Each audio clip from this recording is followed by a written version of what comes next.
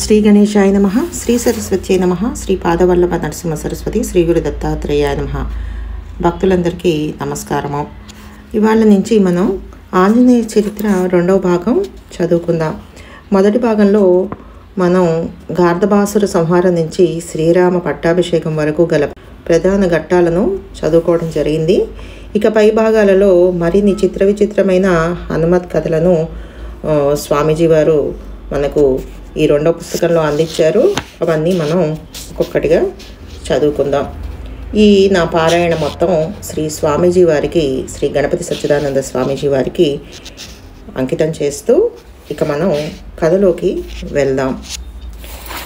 మొదటి రోజు మనం రామేశ్వర ప్రతిష్ఠ, అసలు ఈ రామేశ్వర ప్రతిష్ఠ ఎలా జరిగిందో రకరకాల కథలు మనకు తెలుస్తున్నాయి. ముందుగా హనుమంతుడి ప్రార్థన. జయ జయ హనుమా సముదిత గరిమా యుగ యుగ విశ్రుత గణ మహిమా. జయ జయ హనుమా సముదిత గరిమా యుగ యుగ విశ్రుత గణ మహిమా. శ్రీ రఘురామ ప్రభవా కాలే ధర్మస్థాపన కృతి చతురా. అభజ హరే రవతారే స్వాన్యే స్వధృత తత్తత్కార్యభరా. స్వయమపి స్వీయైరవతారై స్వాన్ సతతం రక్షసి వంద్యోసి. త్వం హి భవిష్యాన్ బ్రహ్మేత్యల్పం త్వం కిల సచిదానందోసి. జయ జయ హనుమా సముదిత గరిమా యుగ యుగ విశ్రుత గణ మహిమా. పవిత్రమైన హనుమత్ కథను శ్రీరామ పట్టాభిషేకం దాకా పూర్వం చెప్పుకొని ఉన్నాం కదా. ఇకపై ఘట్టాలను కొన్నింటిని ఇప్పుడు ప్రస్తావించుకుందాం. హనుమంతుడు చిరంజీవి కనుక అన్ని యుగాలలోనూ అవతారమూర్తులందరికీ ఆయన సహాయం చేస్తూనే ఉంటాడు.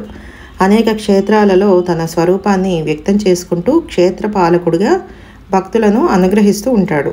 అనేక మంది ఉపాసకులకు దర్శనాలు, వరాలు అనుగ్రహిస్తూనే ఉంటారు. ఈ కథలకు అంతు ఉండదు. ఈ కథలన్నీ మనం చెప్పుకోలేం కనుక మనకి దొరికినంతలో కొన్ని ప్రధాన గాథలను చెప్పుకుందాం. దీనికి రాబోయే హనుమత్ కథను ప్రధానంగా 3 భాగాలుగా విభజించుకుందాం.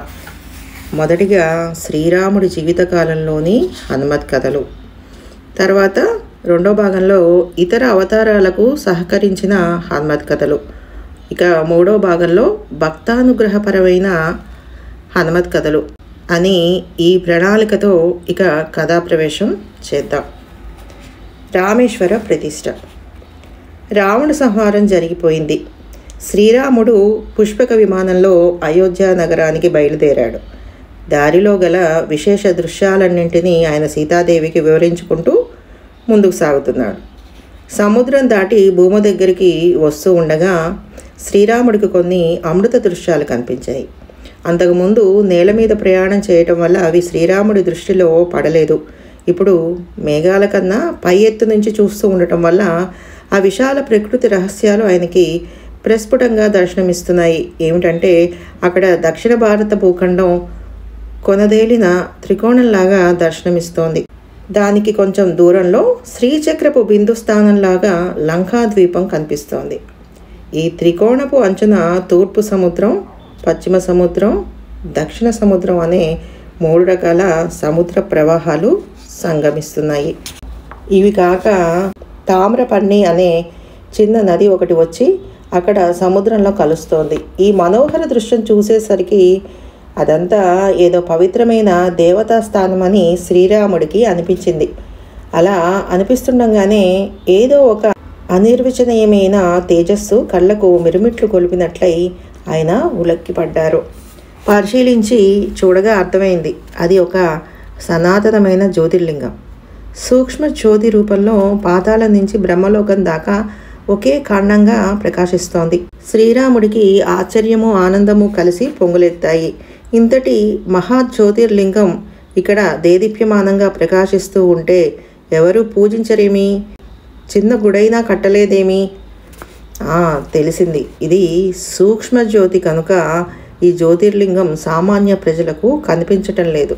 పూర్వకాలంలో ఋషుల వంటి ఉత్తమ జీవులు కొందరు అర్చించిన ఇటీవల కాలంలో రాక్షస పీడ పెరిగిపోవటం వల్ల ఆ ప్రాంతాలకు సాధు పురుషులు ఎవరూ రావటం లేదు. అందువల్ల ఈ క్షేత్రం పూర్తిగా మరుగున పడిపోయింది. ఈ విషయాలు మనసులోకి రాగానే శ్రీరాముడి మనస్సులో కొత్త ఆలోచనలు మెరుపుల్లాగా మెరిశాయి. వెంటనే ఆయన విమానంలో ఉన్న మహర్షులను కొందరిని దగ్గరికి పిలిచి ఇలా చెప్పసాగాడు. అయ్యా, నేను భార్య కోసం శత్రు సంహారం చేయవలసి వచ్చింది. ఆ శత్రువులలో చాలామంది బ్రహ్మర్షి పుత్రులు కనుక నేను బ్రహ్మహత్య చేసినట్లే కదా. నాకు ఈ బ్రహ్మహత్య మహాపాతకం పోయేటందుకు ఏదైనా ఉపాయం చెప్పండి. కళ్ళనీళ్లు కుక్కుకుంటూ శ్రీరాముడు పడుతున్న పశ్చాత్తాపం చూసేసరికి మహర్షులకు మొదట్లో ఆశ్చర్యం అయింది. కానీ త్వరలోనే వారు శ్రీరాముడి ఆలోచనలను గ్రహించి ఇలా అన్నారు. రామచంద్ర ప్రభు, నీకు ఏ పాపం అంటలేదు. లోక పీడితులైన ఘోర రాక్షసులను సంహరించటం వల్ల పుణ్యమే లభించింది. అయినా నీవు ధర్మ పరిపాలకుడవు కనుక లోకంలో ధర్మరీతిని నిలబెట్టాలని పాప ప్రాయశ్చిత్తం కోసం ఆలోచిస్తున్నావు. ఈ దక్షిణ సముద్ర తీరం పరమ పవిత్రమైంది. అందుకే ఇక్కడికి వచ్చేసరికి నీకు ఈ పవిత్ర ఆలోచన కలిగింది. కనుక నువ్వు ఇక్కడే ఒక శివలింగ ప్రతిష్ఠ చేస్తే బాగుంటుంది. శివలింగ ప్రతిష్ఠ వల్ల పోని పాపం ఉండదు, రాని పుణ్యం ఉండదు. నువ్వు సాక్షాత్తు నారాయణ స్వరూపుడవు. నీవు ఆహ్వానం చేస్తే శివుడు పరిగెత్తుకుంటూ వస్తాడు. నువ్వు శివలింగ ప్రతిష్ఠ చేస్తే అది లోకాలకు శాశ్వత మహోపకారం అవుతుంది. ఇలా మహర్షులు మాట్లాడుతుండగానే శ్రీరాముడి సంకల్పంతో పుష్పక విమానం కిందికి దిగింది. మహర్షులంతా చేరి లింగ ప్రతిష్ఠ ఎక్కడ జరగాలో నిర్ణయం చేశారు. ఇప్పుడే 10 నిమిషాలలో మంచి ముహూర్తం ఉందన్నారు.